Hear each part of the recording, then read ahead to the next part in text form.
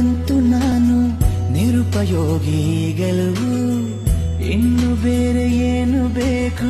ಪ್ರೇಮಯೋಗಿಯಾಗಲು ಅರಳುವ ಸದ್ದನು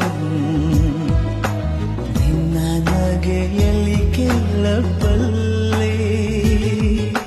ನನ್ನ ಏಕಾಂತವನ್ನು ತಿದ್ದಿಕೊಡು ನೀನೀಗಂತಲ್ಲೇ ನಾನೇನೆ ಅಂದರು ನನಗಿಂತ ಚೂಟಿ ನೀನು ತುಟಿಯಲ್ಲಿಯೇ ಮುಚ್ಚಿಟ್ಟುಕೋ ಮುತ್ತೊಂದನು ಕದಿಯುವ ಮುನ್ನವೇ ಪರವಶನಾದೆನು ಅರಿಯುವ ಮುನ್ನವೇ ಪರಿಚಿತನಾಗಲಿ ಹೇಗೆ